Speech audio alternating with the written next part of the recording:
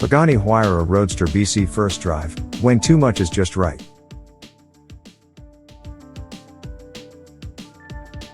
But before we start, please support us by pressing the like and subscribe buttons, so that we can continue to provide information about car and motorcycle news. Also turn on the bell button to get the latest updates. Your support means a lot to us. Thank you.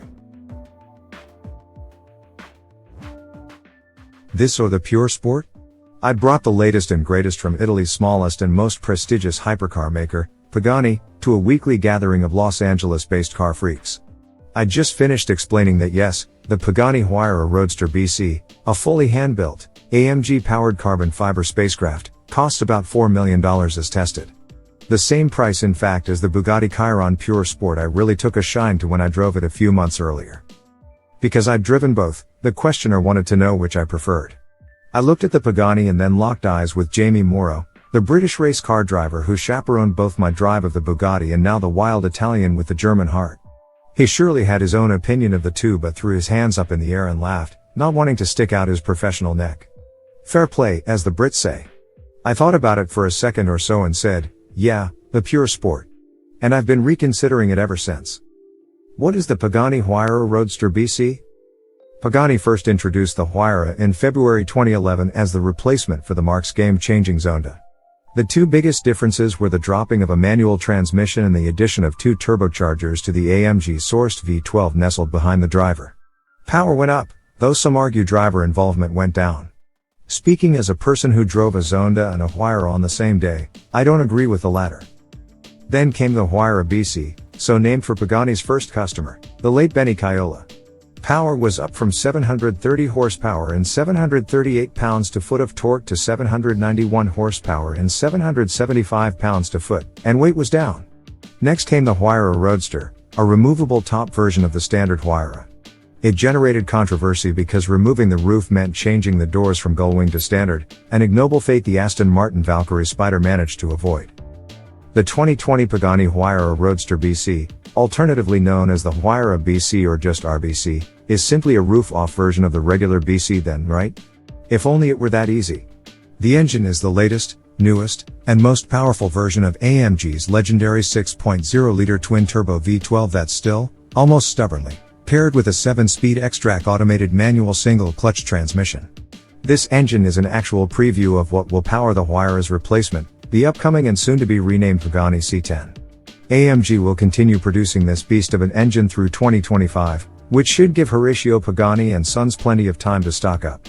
Pagani doesn't need all that many V12s, as the tiny brand builds just 45 cars per year. 501 V12s would be more than a decade's output, and Pagani capped Huayra Roadster BC production at 40 units, twice as many as the 20 BCs built, and each one sold before the RBC was announced officially. Beyond the engine, quite a bit separates the RBC from the plain old BC. The entire vehicle is built from a new type of carbotinium, Pagani speak for carbon fiber woven together with titanium, which the company says is about 20% stiffer and nearly 5 times as expensive as typical carbon fiber. The car's body is adjusted slightly for RBC duty, with a new front fascia, massive wing, and more aggressive rear diffuser. Obviously, you lose some downforce when you lose your roof. Pagani says some of the new aero tweaks add up to 1,100 pounds of total downforce at 175 miles per hour. The suspension's active dampers are reprogrammed for RBC duty, and there's an all-new titanium exhaust. What's the Pagani Huayra Roadster BC like to drive? Did I mention the exhaust? The sound of the updated engine's overrun is like an atomic knuckle cracking. Does that metaphor make any sense? No, but neither does the thunderous noise pouring out of the RBC's 6 tailpipes. Yeah, 6, 4 round ones mounted up high and centered and 2 rectangular exhausts found nearly hidden within but at the edges of the mega diffuser. This sound, this evil symphony, this glorious ruckus, is ridiculous. It's difficult to believe it's real. The really crazy part, from within the Huayra Roadster BC's gorgeous yet also ridiculous cabin, just look at the pictures, you don't get the full measure of the exhaust fury, even with the carbon and leather roof stored elsewhere. Yeah, sure, you hear the engine from inside the car, and yeah, it sounds magnificent, but what you want to do is follow behind the RBC and listen. Trust me. I said atomic knuckle cracking already, yeah? Can we go with nuclear burps? It's said good artists are original, great artists steal. That's applicable to the Molto Ferrari Manettino-like mode switch on the RBC steering wheel. There's apparently a snow mode, too, but it was a 90-degree August day in L.A., so I couldn't tell you. C means comfort and is the default mode. It delivers the softest damper settings, quietest exhaust, highest, front, ride height, and full nannies. S means, you guessed it, sport, and this firms up the ride, emboldens the exhaust via a bypass flap, lowers the nose, and loosens the traction control. R equals race, and between us, this mode is maybe a bit too much for the street. It brings the firmest damper settings, a scare away the devil level of exhaust madness, the lowest front end height, and what felt like zero traction control. One final click keeps it in race but turns traction and stability truly all the way off.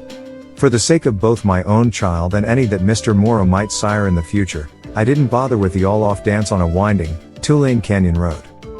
So let's talk race mode. Pagani claims there's a little TC left active, but I don't feel like that part is true.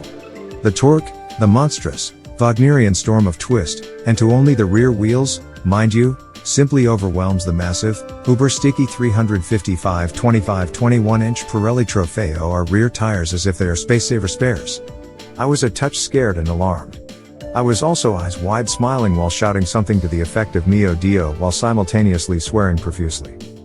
See, this is what makes the Pagani Huayra Roadster BC so special, the deep black puddle of pavement torching torque. I've experienced cars like, say, the McLaren 765 LT or Elva, which have similar power-to-weight characteristics. But water will like twisting force? Note. Both McLarens use a 4.0-liter twin-turbo V8 that pumps out only 590 pounds-to-foot. The new or at least heavily revised AMG 6.0-liter twin-turbo V12 employed here cranks out a massive 811 pounds-to-foot. That's more than 25% more than the right around 3,000 pound Macas. A man I trust told me he weighed this specific Pagani Huayra, and with a full tank of gasoline, it was 40 pounds less than 3,000. Dang, son. However, I suppose in some ways the Bugatti Pur Sport does drive better than the Pagani. After all, with only 295 pounds-to-foot per driven wheel, 1,180 pounds-to-foot divided by 4 equals 295, the Bugatti's tires are doing better than 25% less work than the Pagani's, 811 pounds-to-foot divided by 2 equals 406, if we round up.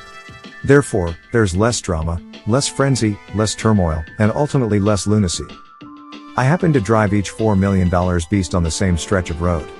I lifted the throttle in the Pur Sport when I realized I was going 3 times the legal limit. In the Pagani Huayra Roadster BC I came off the throttle after a few seconds because I was frightened.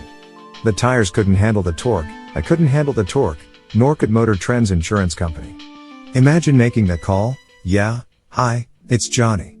Listen, I've splattered $4 million worth of carbotanium against a mountain.